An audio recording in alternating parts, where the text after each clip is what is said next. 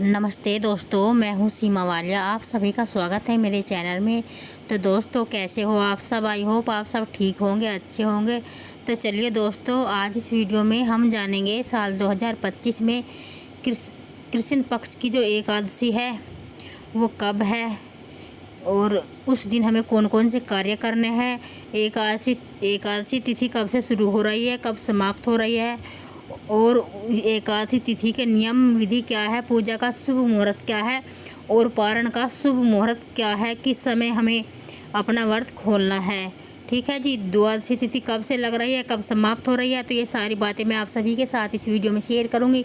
तो दोस्तों, आप लोग वीडियो को ध्यान से सुन लीजिएगा, देख लीजिएगा। अगर आप लोगों को वीडियो अच्छी लगती है तो वीडियो को लाइक कर देना और चैनल को सब्सक्राइब कर देना। तो चलिए दोस्तों, शुरू करते हैं।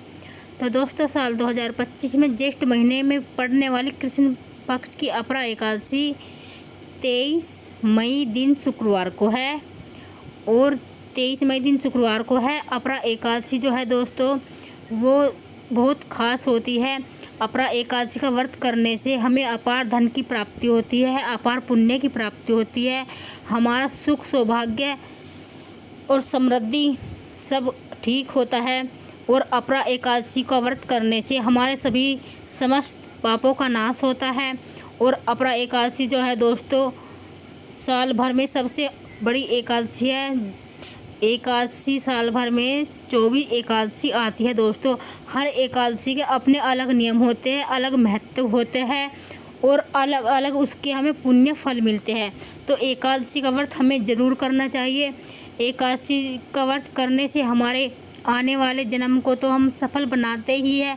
जो हमारे पूर्व जन्म के पाप है दोस्तों वे भी नष्ट हो जाते हैं और अपरा एकादशी का व्रत करने से ब्रह्म हत्या जैसे पाप भी नष्ट हो जाते हैं और हमें सुख सौभाग्य की प्राप्ति होती है, अखंड सौभाग्य की प्राप्ति होती है। अपरा एकादशी का व्रत करने से अपार धन की भी प्राप्ति होती है। तो ज्येष्ठ महीने के कृष्ण पक्ष में पड़ने वाली एकादशी है, यह अपरा एकादशी के नाम से जानी जाती है। और अपरा एकादशी दोस्तों एकादशी तिथि जो होती है इसका व्रत हम अपने लिए करते हैं, किसी दूसरे के लिए नहीं करते। तो अपरा एकादशी का व्रत हमें या कोई भी अपरा एकादशी हो उनका व्रत हमें ज़रूर करना चाहिए। एकादशी का व्रत करने से दोस्तों पूर्व जन्म के भी पाप नष्ट हो जाते हैं और हम अपने आने वाले जीवन को भी सफल बनाते हैं। तो एकादशी तिथि दोस्तों इसका जो नियम है वो एक दिन पहले से ही शुरू हो जाता है। 10वीं तिथि से एकादशी के नियम शुरू हो जाते हैं। हमें 10वीं तिथि से ही बाल वगैरह धोकर अपने अच्छे से स्नान वगैरह करके नाखून काट लेने चाहिए और शुद्ध सात्विक भोजन का इस्तेमाल हमें करना चाहिए। तो ऐसे में दोस्तों हम 23 मई की दिन शुक्रवार को जो है एकादशी है अपरा एकादशी, तो उससे 22 मई को पड़ेगा गुरुवार। तो गुरुवार के दिन सुहागन महिलाएं जो है बृहस्पति में बाल नहीं धोती। तो आप क्या कीजिएगा कि बुध में आप बाल धो लीजिए। 21 मई को अपने बाल वगैरह आप धो लीजिए। और जो बहन मतलब नहीं धोना चाहती है, बुध में बृहस्पति में धोना चाहती है जो माताएं बहनें, तो वो धो भी सकती है, आप लोगों की इच्छा है। लेकिन बृहस्पति में बाल नहीं धोए जाते। तो बाल वगैरह धोकर हमें इस अच्छे से शुद्ध सात्विक भोजन करना चाहिए अपना एकादशी तिथि में। 10वीं तिथि में दोस्तों, तो 10वीं तिथि में हम जब नियम का पालन करते हैं उसमें चावल, बैंगन, मूली, लहसुन, प्याज, मसूर की दाल ये सारी चीज़ें नहीं खाई जाती।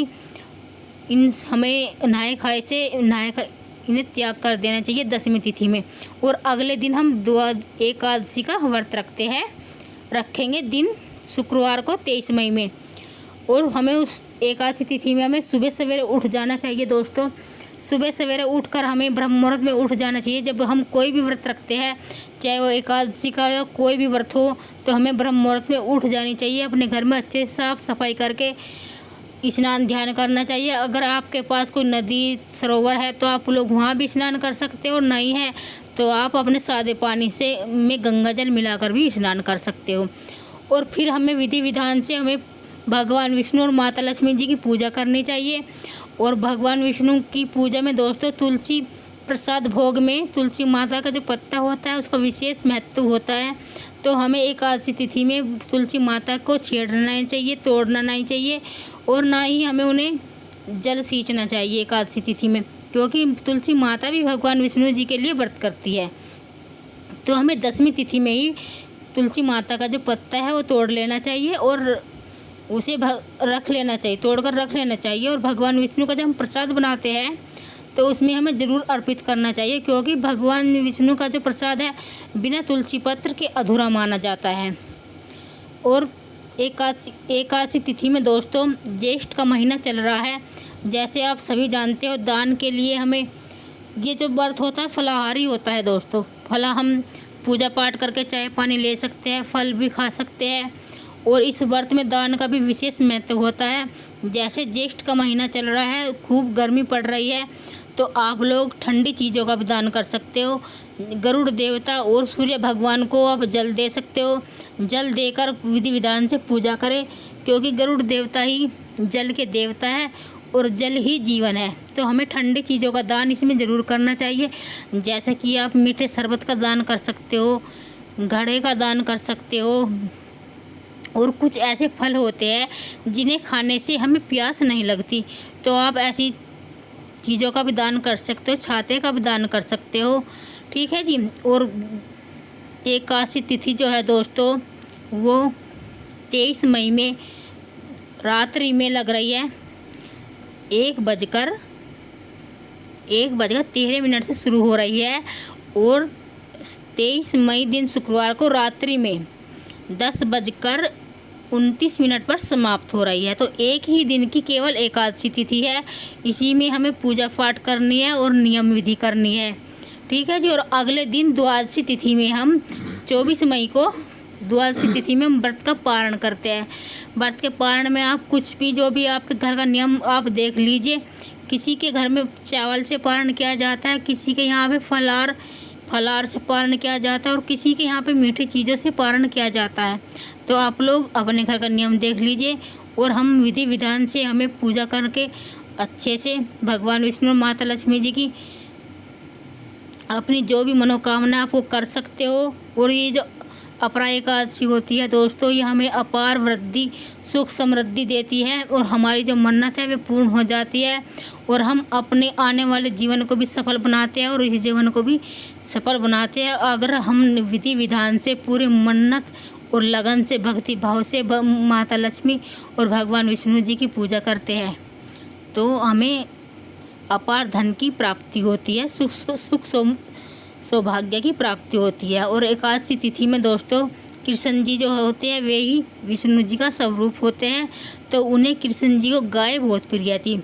अगर आप लोगों के पास गाय है तो आप उन्हें भी रोटी खिला सकते हो, और नहीं है तो आप गौशाला में जाकर भी गाय को, जैसे कि ज्येष्ठ का महीना चल रहा है तो ये कृष्ण जी का भी प्रिय महीना होता है ज्येष्ठ का, तो गाय को आप हरा चारा भी खिला सकते हो, पानी भी पिला सकते हो और कुछ भी चीज़ों का दान कर सकते हो। हरे चारे का और पानी का दान तो ज़रूर खिला दीजिए, गाय को पानी पिला दीजिए, चारा भी आप खिला सकते हो। ठीक है जी। तो हमें इसी विधि विधान से इन्हीं सभी नियमों का पालन करना है एकादशी तिथि के दिन। और एकादशी तिथि दोस्तों आप सभी जानते हैं एकादशी तिथि से हमें कितने पुण्य फल की प्राप्ति होती है। ठीक है जी। तो दोस्तों ये वीडियो हमारी यहीं तक की थी। अगर आप लोगों